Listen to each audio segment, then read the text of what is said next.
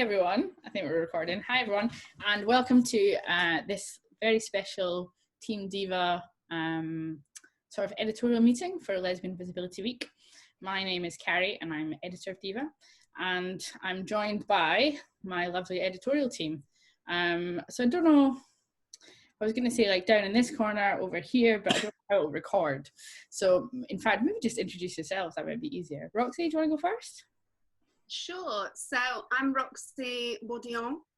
I am the managing editor of DIVA magazine, and happy Lesbian Visibility Week to all of you watching, you lovely souls. Roxy, what does a managing editor do? What's your job? CARRIE, what doesn't a managing editor do? To be honest, we're such a small team that we all do all kinds of stuff and we all pitch in, and that's great. So what does the managing editor do? So I'm CARRIE's right-hand woman. It's true. So helping you with stuff, brainstorming stuff with you. It's a terrible idea, that sort of thing. Being your sounding board. And what else does a managing editor do? So everything from like planning content for the magazine with CARRIE and the rest of the team.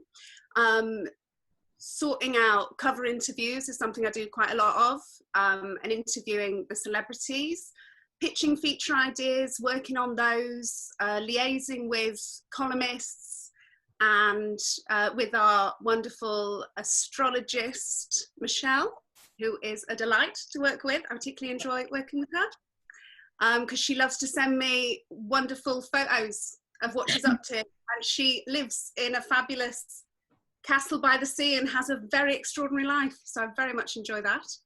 Great. What else do I do? Like helping to organise photo shoots, and then we also, as people who work for DIVA and represent the magazine, like we all go and represent at different events. Like I've done, I did a talk at the BFI about the L word. That was super fun. Just me talking about how hot we all think Shane is for 20 minutes. It was full of remarkable insights. It was good. So yeah, so all kinds of stuff really, as we all do. Cool. Danny, what about you? Tell us how you joined the DIVA family and what you do in the magazine. I am currently senior staff writer. I don't know why I said that currently, like it's about to change dramatically, but you know, fingers crossed. I started as staff writer, which is now Sophie's job. I'll let you fill it in. Yeah, and that was in September 2017. I actually came down, like a few of us did, for work experience the spring before that for 3 weeks. And yeah, just kind of managed to not really leave after that. Yeah, we took you prisoner.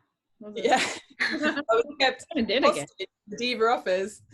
Yeah, I just kind of like kept in touch and kept pitching stuff and took over the events page as well after doing my work experience, and then everything kind of slotted into place with finishing my studying up in Sheffield, and there just so happened to be a job on one of the tiniest teams in the world, so it was very good timing. Yeah, and then came down as staff writer, and over the last couple of years, yeah, kind of moved up a peg to senior staff writer, doing lots of different bits and pieces, kind of similarly to some of the stuff that Roxy's chatting about. We, as she said, we all do kind of a lot of that kind of stuff and share it out quite a bit, but also maybe a little bit more of a focus on the website and online, and kind of looking after work experience and chatting to students as well a little bit more, I guess, just because it's a little bit more of a recent thing for me as well. But yeah, so it's a really varied role. What are some of your favorite things to like write about, or favorite things to cover? I really like chatting to people and finding out about their stories and like the kind of amazing, interesting things that they do. So for example, one that I've done this year was chatting to Juno Roche, the writer, and they're just like a really great conversationalist. They live out in Spain, like spend their time wanking under an olive tree. Can I say that? I've said it now. So, and just like, yeah, writing about gender and being trans, and just, yeah, they have some really interesting ideas on gender and identity and stuff like that. So yeah, chatting to people about their points of view on things, and yeah, learning from that, I think. Cool. Hi, Sophie.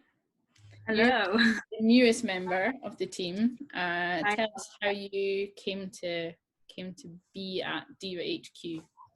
Well, I guess I had a really similar story to you, Danny, in a lot of ways. Like, I did work experience and it went quite well, and then I kept in touch mainly with you, Danny, just sending you things that I thought were cool, just like, oh, I love this album, I'm going to write something for you about it.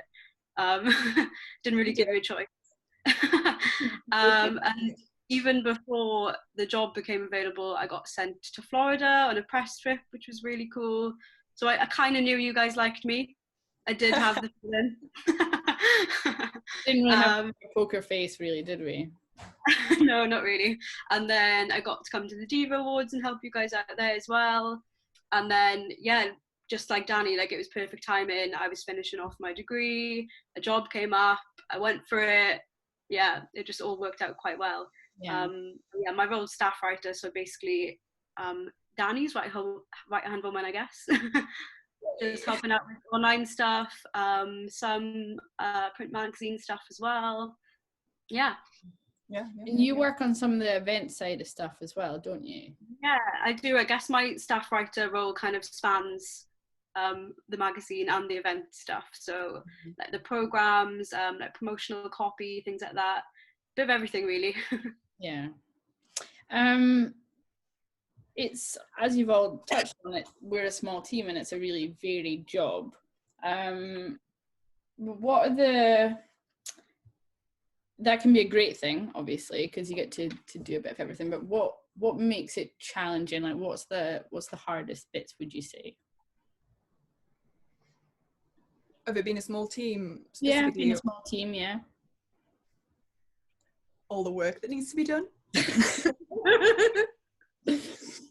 Yeah, I guess it is really, I mean, like we've kind of mentioned, I guess, like very much an all hands on deck kind of situation sometimes, especially when press week comes up, you know, and that's why it's great as well when we do have work experience in.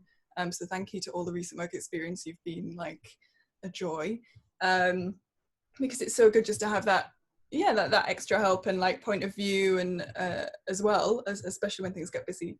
So yeah, but I think we're good at it as well. So, you know, when the what is it, like the shell thing like blows, what's that called? Like when you blow into the shell? It's like, I don't know, I was trying to use like the ship thing where you're like on a ship and like someone calls like a shell and you all run to like get your hands on deck. Busy. It's busy, but I think we work well together, and we show up and we help each other when it does get like that, and remind each other to take breaks and take it slow, and not get too carried away. Mm-hmm. I guess in normal times, we would often be at DIVA HQ in London. We can't at the moment. We're all in our respective homes. What about that makes it challenging, do you think? What have you found? I mean, I know for me, like, I find it quite difficult to be creative when I'm feeling, you know, stressed, or, you know, as the world is making us at the moment. How are you guys finding that? Anyone? Same though. I feel like I'm just taking the limelight here, guys.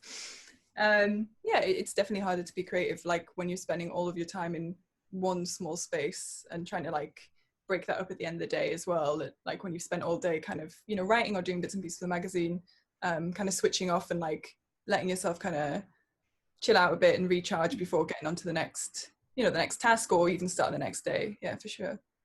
Yeah, it was hard to write when you're not experiencing much anymore, and you're not like actually out in the world and doing things, and like that's what I would usually do. Like I write about a lot of events and things that I get to go to, and not having that is just a bit like, oh well, what do I do? Yeah, and I guess I've been thinking a lot about kind of opportunities that I've had over the years that, you know, DIVA has afforded me, that I've been lucky enough to have, you know, whether that's like physically meeting people, being at events or traveling.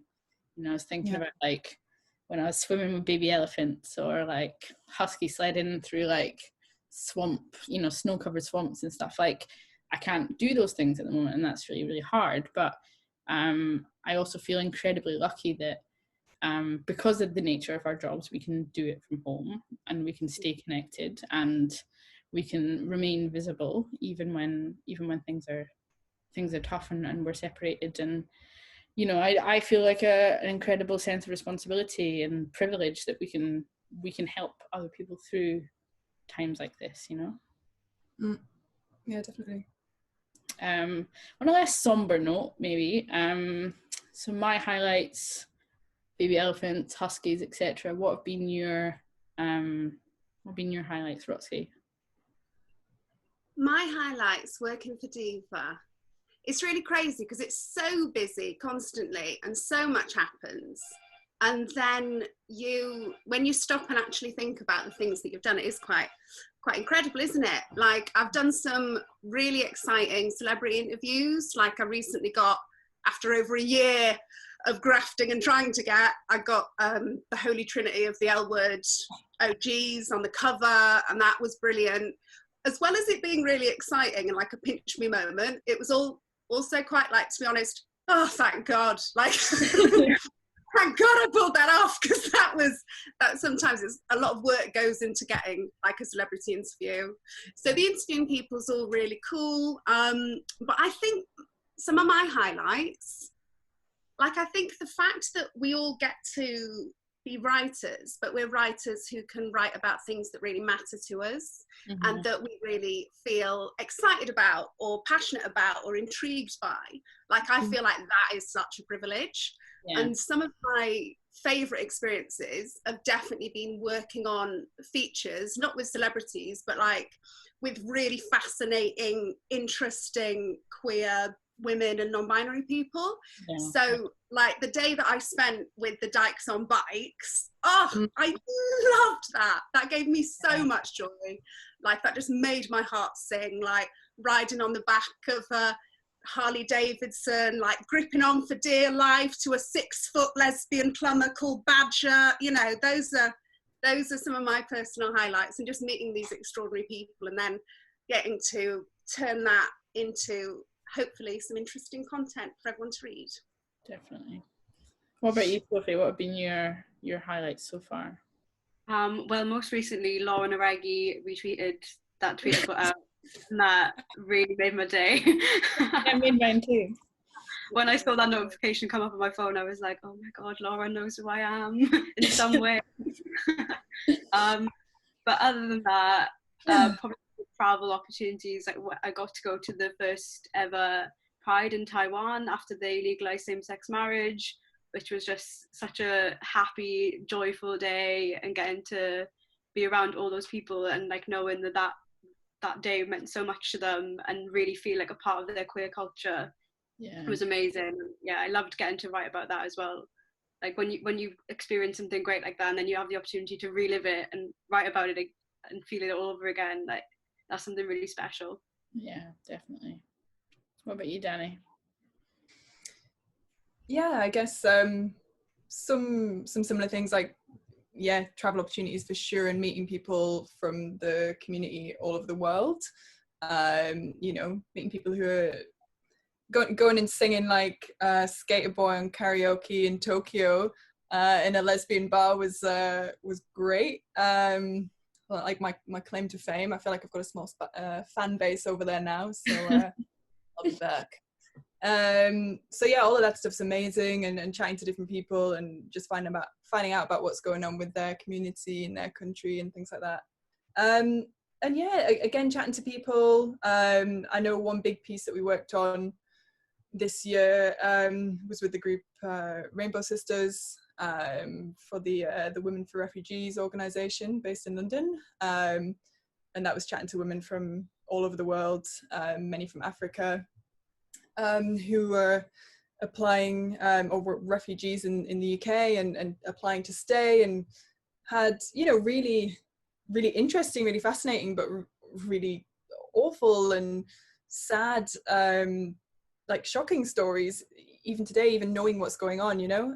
So, you know, spending a day with them was sombering but great, but also kind of seeing seeing the results of that, and seeing that actually the words that we'd been able to put in the magazine has meant that most of those women have now been, you know, granted to stay here in the UK, and like to see what the magazine and the community as well just can do, the real change it can make.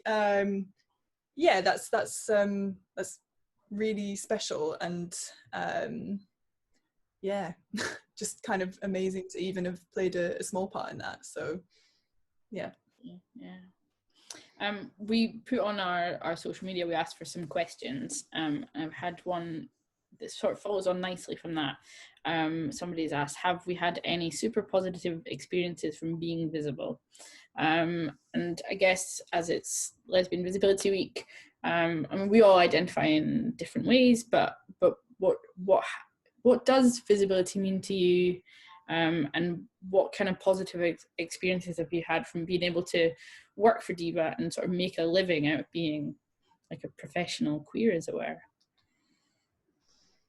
I think it's interesting because we've launched Lesbian Visibility Week, which is wonderful, but it's also like, if you work for DIVA, like every day is kind of queer visibility day, isn't it? Like we have literally, as you say, CARRIE, like we've all made a living out of out of being really good at being LGBTQI.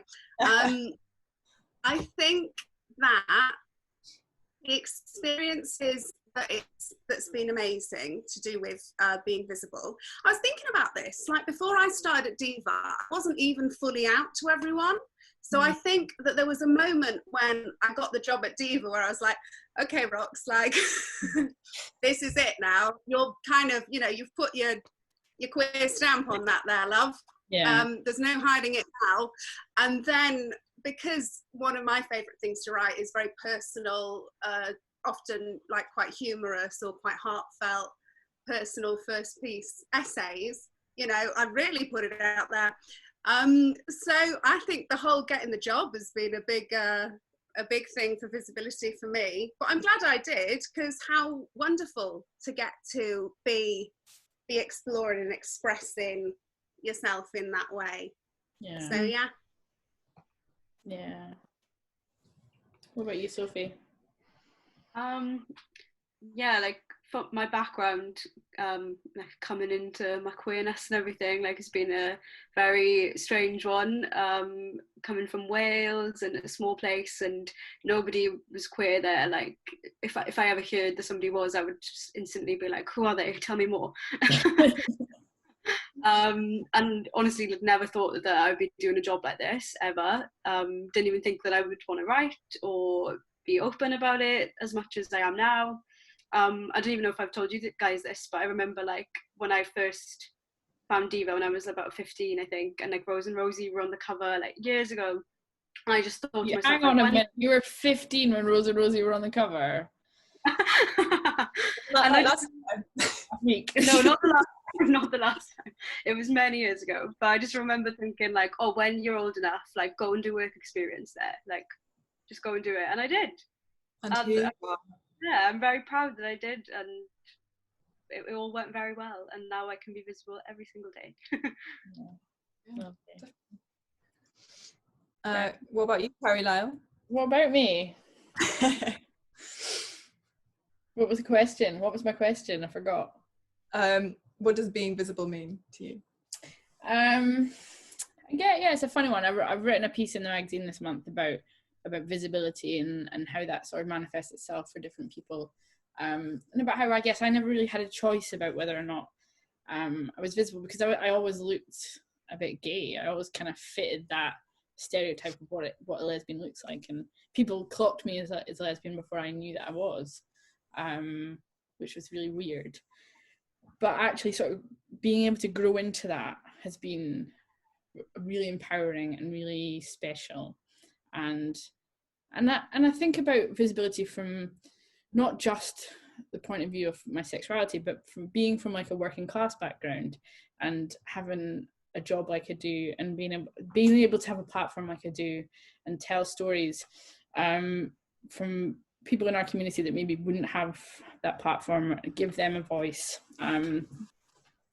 Yeah, that's really important to me, and to be a voice for people, yeah, who just don't get a chance to shout about themselves. You know, yeah, the celebrity stuff is great, but actually the women who inspire me and the ones who I want to, the ones who I'm most interested in are the ones that don't, you know, they don't get a star on the Walk of Fame, and they don't get a magazine cover, and they don't get any of those things, you know. They're the ones who sort of interest me the most. And yeah, I often think when I'm writing a piece for the magazine or commissioning, or I'm at an event or something like that, I often think about doing it for my younger self and doing it for people who still don't have the opportunity to do that. Yeah. Your turn, Danny.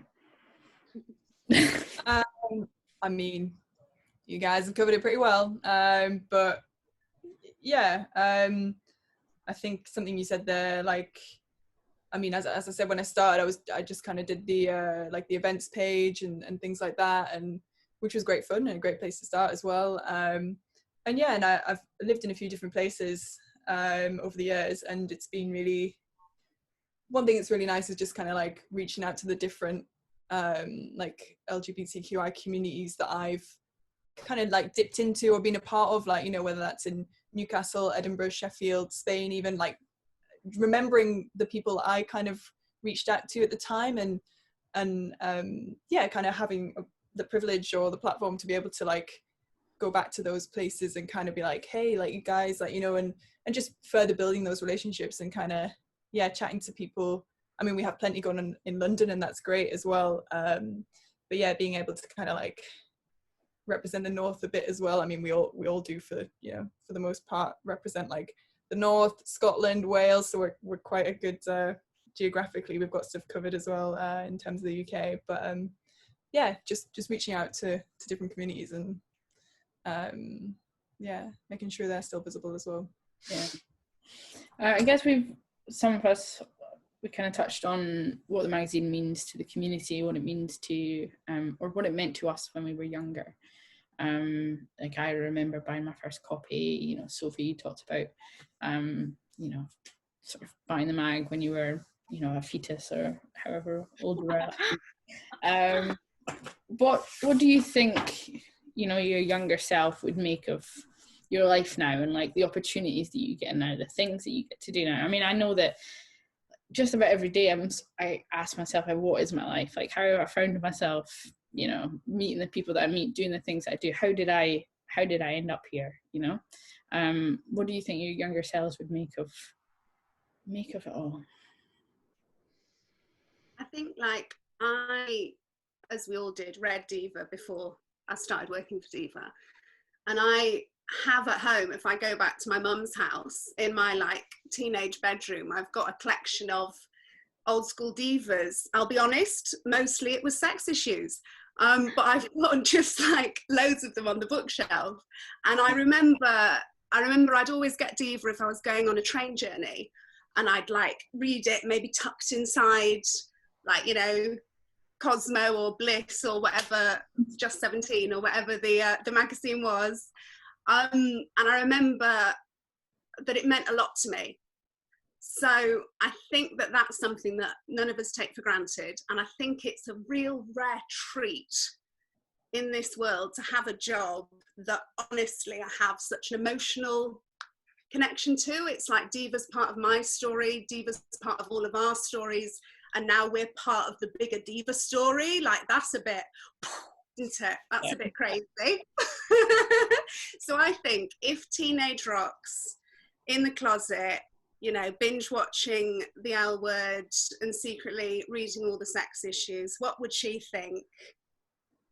Oh, bloody well done. How the heck did that happen? What did your mum say? You know, and the answers are like, yeah, thank you. Yeah, really great. yeah, she's not that happy about me being a lesa, Yeah. but what are you gonna do? And yeah, so I think that younger me would definitely be thrilled and intrigued to find out how I ended up here. Yeah. Yeah. Danny? Yeah. Yeah, definitely. I think my younger self would feel good about being, I guess, welcomed. It sounds really, but as someone who identifies as bi or queer, you know, when I was a teenager, I did read Diva, and you know, I loved it, and then when I think it was like the first time I'd started kind of like maybe dating women, or kind of thinking about dating women, and I started reading Diva, and I was like, it's amazing. And then, yeah, I guess when I was then dating guys again and kind of like trying to figure that out, I don't know, I felt a bit like, oh, can I still like engage in this whilst like having a boyfriend? And maybe, you know, I can't think properly to what issues it was at the time or anything, but maybe it wasn't so clear at that time whether you know, bi women were fully welcome, or like, yeah, just I wasn't sure that I was in the fold. And I think now, or certainly now, it's a lot more obvious. It's always something that we kind of include in the language. It's something that we try and talk about a lot more, and like, yeah, so I just think, sorry, I feel like that was a super rambly answer, but I feel like my younger self would be like, just be happy to be like, oh, I can be like just who I am, someone who has this fluid sexuality, and also belong, and be on the staff there, never mind just invited in, like, you know, be behind, be on the team kind of thing, be part of it. And I think that's really an important message. Absolutely. Yeah. What about you, Sophie? What would your younger self growing up in Wales make of your life today? You honestly would not believe it, probably. Like I always knew I was queer from like a really, really young age, but like I didn't accept it until years later. But like I guess it was just like stepping stones, like moving to uni, and then like starting to meet more people who felt the same. And like I think I was like genuinely comfortable at uni, but now like having this job, I'm moving to London, and like being surrounded by queer people all the time, like living with lots of queer people in my house. Yeah, like I never would have believed that I would be so accepted, and like it's not a big deal with anyone now, like that I tell or just bring it up. Like, yeah, I don't think she would have believed that she would be confident to just go out and be herself. Hanging out with Lauren on Twitter. Yeah, me and Lauren are regular friends now. You know? I guess it's quite hard to think about the future at the moment. You know, it all feels a little bit up in the air. Things that maybe we took for granted. Everyone's having to sort of question, aren't they? But trying to sort of think beyond today. What are your hopes for Diva for the future? Where do you want to see the magazine going in the next year, few years, 10 years even?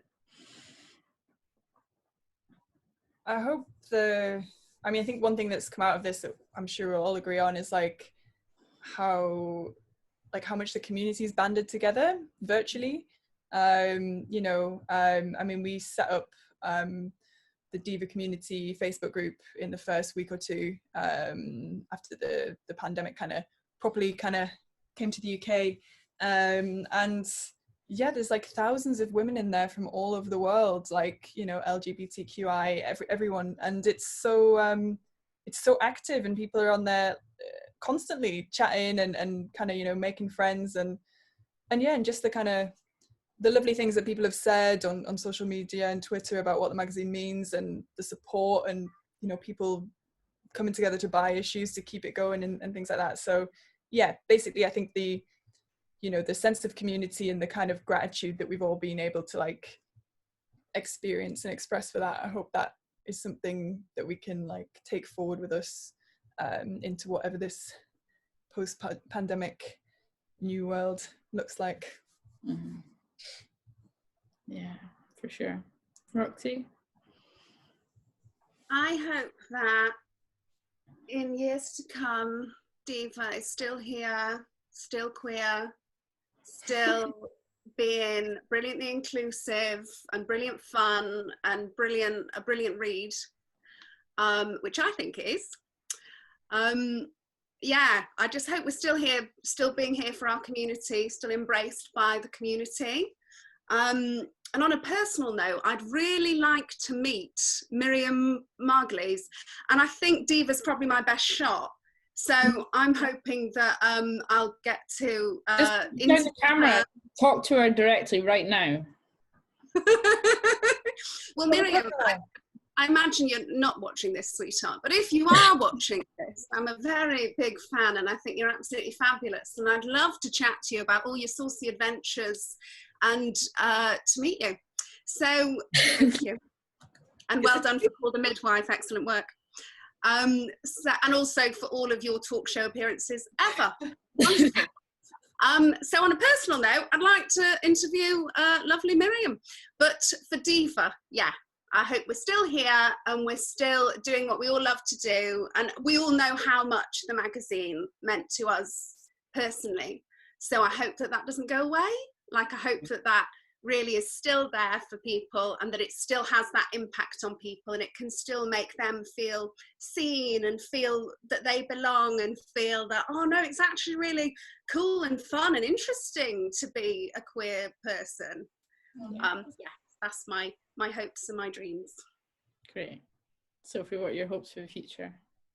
Well, I hope that, like, with everything that we're doing now with Lesbian Visibility Week and the community, like, that we just keep growing and we can not be such a tiny team anymore, and we can get more people on board and more voices, and be a bigger part of the community, I guess. And I think, like, it'd be really important for us to remember, like, what this time was like as well, and not take anything for granted anymore, like the connection that we have with people, the connection we had with people before all of this. Like, we can still do it online, but like, we can't reach people in the same way if we're not going out there and doing things and in the real world. And on a personal level, I want to be in Generation Q season 2. Dream big. I think if our DIVA experiences have taught us anything, it's that we should absolutely dream big. Okay, finally, one final question for you all. We can't open up our kind of archives in the way that we could before, but our digital doors are still very much open and you can go and download a bunch of them now. If you could recommend one issue for people to go and download today, what would it be and why? The new issue! I mean, the new issue is great. The new issue is great, and the illustration on the cover is gorgeous, and despite everything that's been going on, I think we really pulled it out of the bag, guys. So yeah, new issue. Pauses all round, well done. Sophie, what about you? What issue would you recommend people go and buy? One with my Taiwan article, just because I really enjoyed writing that. Want people to read it. Roxy? It's so hard to pick a favourite, isn't it? Because they're all just so astonishing in a unique and interesting way. I think it depends on your mood. So it depends what, every day is different in lockdown, quarantine land, isn't it? So if you're currently binge watching all of the L Word, then go download all the L Word back issues and read all those cover interviews and essays about what it means. If you really are thinking about visibility and you're really getting into Lesbian Visibility Week, then absolutely get the new issue. As Danny says, it's a corker. And if you are, as studies have shown, increasingly horny and looking for something to take your mind off the impending doom, then I recommend our January, I think it is, Sex Issue with Stevie Bobby on the cover. And oh, she was a fun interview. She was, you can ask her, Stevie, anything you like, and she does not shy away. So yeah, so if you are feeling interested in that, then I'd go for the sex one. So it depends on your mood. There's a diva for every mood. There is a diva for every day. Yeah. Every day. There you go, guys. Here's our next marketing campaign done. Thank you for joining me. I've missed you all. So this was a lovely editorial meeting. And yeah, enjoy the rest of Lesbian Visibility Week, and hopefully see you in the office one day. One day, future. All right. Bye. Bye.